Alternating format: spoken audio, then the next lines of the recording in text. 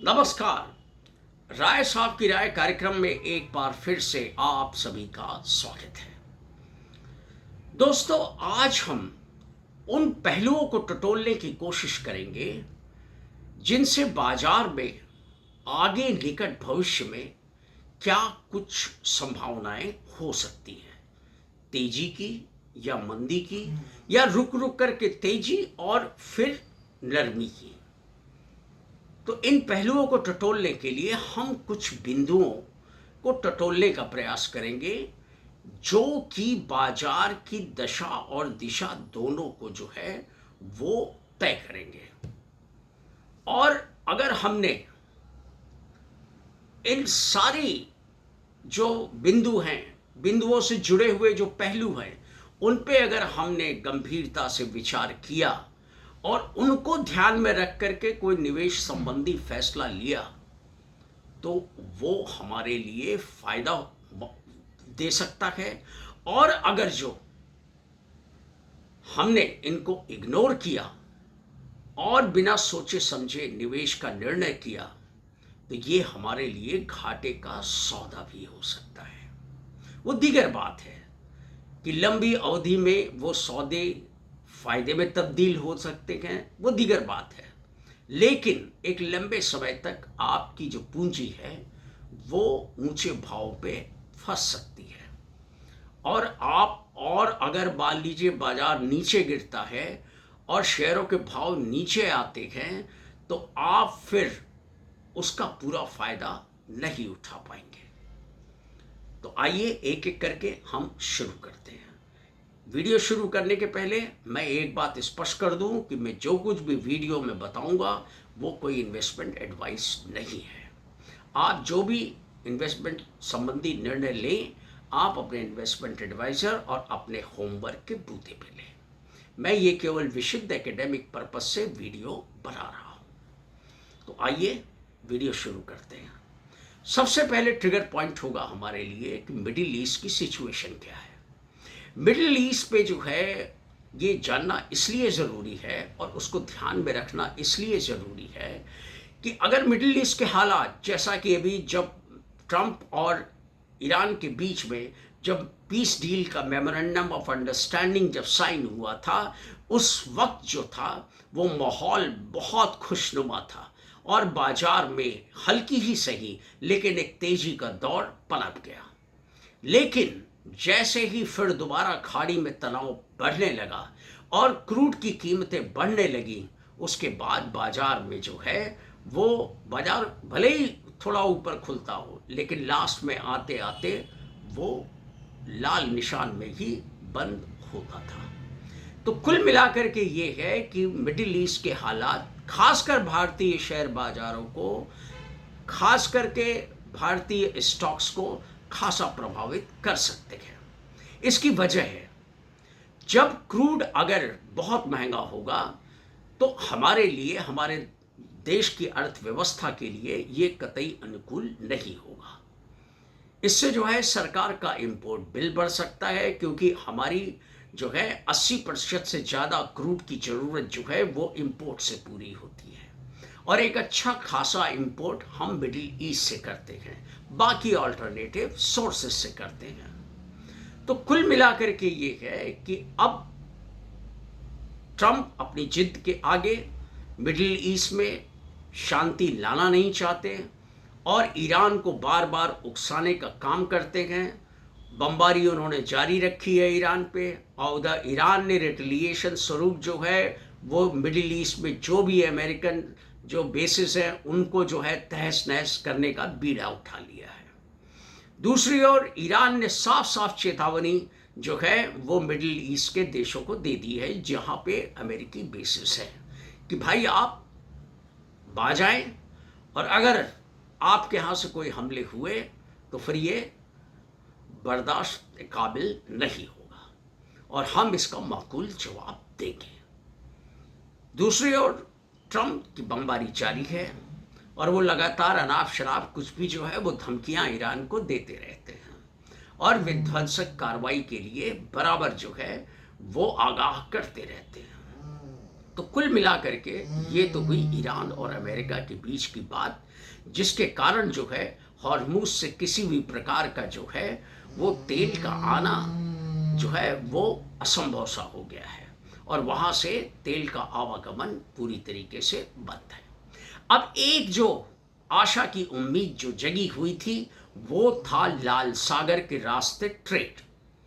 अब लाल सागर के रास्ते में भी जो है वहाँ पे भी एक बाधा पैदा हो गई है। हूतियों ने जो है वो उस रास्ते को रोक दिया है और सऊदी टैंकर को जो है वो वहाँ से गुजरने से मना कर दिया और नतीजा ये हुआ कि अब लाल सागर के रास्ते जो बाब अल मंदेब होते हुए जो रास्ता आता है वो पूरी तरीके से बंद हो गया है। अब नतीजा ये होगा कि जितने भी जो जहाज हैं वो अब केप ऑफ गुड होप के जरिए घूम कर आएंगे, यानी ये दूरी काफी लंबी हो जाएगी। नतीजा ये होगा कि जो भी तेल आएगा वो काफी महंगा साबित होगा भारत के लिए, क्योंकि ये शिपिंग फ्रेट्स बढ़ जाएंगे, चार्जेस, उसके अलावा इंश्योरेंस प्रीमियम बढ़ जाएंगे। तो कुल मिलाकर के अभी अंतर्राष्ट्रीय बाजार में क्रूड की कीमत जो है जो $70 तक नीचे आ गई थी वो जो है अब 90 से $100 प्रति बैरल पहुंच गई है। अब अगर ऐसा होगा तो जब सरकार के ऊपर इंपोर्ट बिल का बोझ बढ़ेगा तो जाहिराना तौर पे भारत को ज़्यादा डॉलर की ज़रूरत होगी और जब ज़्यादा डॉलर की ज़रूरत होगी तो रुपया कमज़ोर होगा। अब रिजर्व बैंक लाख कोशिश कर रहा है लेकिन रुपया जो है वो मजबूत होने के बजाय दिन पे दिन कमज़ोर होता जा रहा है।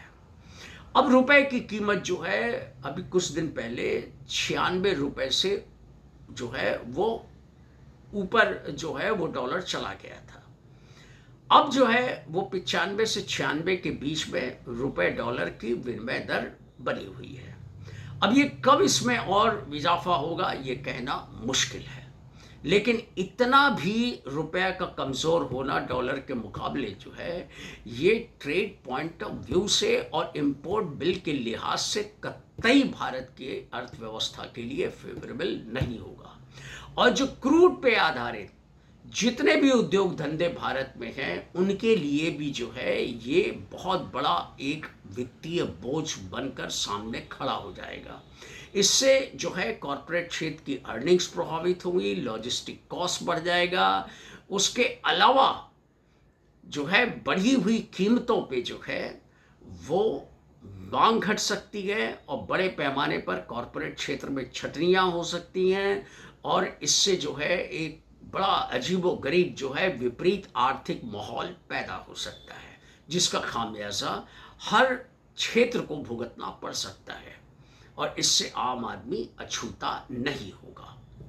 अब अगर डॉलर, अभी देखिए ये मैं कहाँ पहुँच रहा हूँ, अब अगर डॉलर के मुकाबले रुपया इसी तरीके से कमज़ोर होता रहा तो FIIs की बिकवाली जो है वो बढ़नी तय है और FIIs अगर बिकवाली करेंगे और उसकी भरपाई के लिए अगर DIIs खरीदते भी हैं तो वो FIIs की बिकवाली इस कदर होती है, इस बड़े पैमाने पर इतनी एग्रेसिवली होती है कि DIIs केवल जो है वो सेंसेक्स के गिरने को रोक सकते हैं, लेकिन ओवरऑल जो मार्केट सेंटीमेंट है, ओवरऑल जो मार्केट की ब्रेथ है उसको जो है वो पूरी तरीके से संभाल नहीं सकते, उसकी भरपाई पूरी तरीके से नहीं हो सकती। तो ऐसी स्थिति में भारत का शेयर बाजार का जो भी अंडर करंट मजबूत बना हुआ है वो बीच बीच में थोड़ा मजबूत होगा लेकिन फिर नीचे गिरेगा। अब जो 27 जुलाई 2026 को एक अच्छी खासी रैली बाजार में पनपी, अब बहुत से लोगों को लगेगा कि नहीं हालात बहुत फेवरेबल है और अब ये रैली जो है आगे भी इसी तरीके से कंटिन्यू करेगी, लेकिन यही हमारी सबसे बड़ी भूल होगी। अभी जब तक मिडिल ईस्ट के हालात पूरी तरीके से स्थिर नहीं हो जाते और सबसे बड़ी चीज जब तक ब्रेंट क्रूड के भाव $80 से नीचे नहीं आ जाते तब तक जो है ये सिचुएशन शेयर बाजारों के लिए फेवरेबल नहीं हो सकती और विदेशी संस्थागत निवेशकों की बिकवाली नहीं रुक सकती। वो दीगर बात है कि जुलाई महीने के में कई कई कई दिन जो है एफआईआईज ने खरीदारी भी की है, लेकिन वो खरीदारी तब की थी जब रुपए डॉलर जो है वो डॉलर के मुकाबले रुपया जो था वो थोड़ा बेहतर स्थिति में था और उसमें जो है वो थोड़ा स्थिरता कायम थी। लेकिन जैसे ही डॉलर मजबूत होता गया, रुपया गिरता गया, वैसे वैसे एफआईआईज ने जो है वो बिकवाली का दौर एक बार फिर से शुरू कर दिया।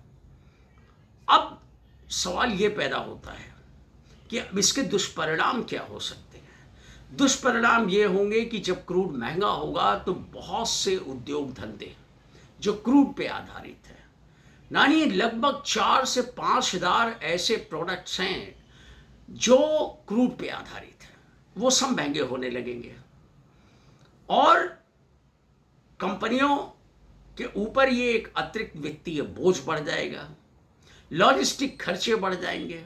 नतीजा ये होगा कि पूरी कॉरपोरेट अर्निंग्स प्रभावित होंगे, उनकी मार्जिन्स प्रभावित होंगी और इसके अलावा अगर बढ़ी हुई कीमतों पे बाजार में जो खरीदार हैं उनकी मांग अगर कम हुई तो फिर ये एक बहुत बड़ा मुश्किल भरा दौर हो सकता है और इससे कॉरपोरेट अर्निंग्स अगर नहीं आएंगी तो बाजार तेजी कहाँ से करेगा।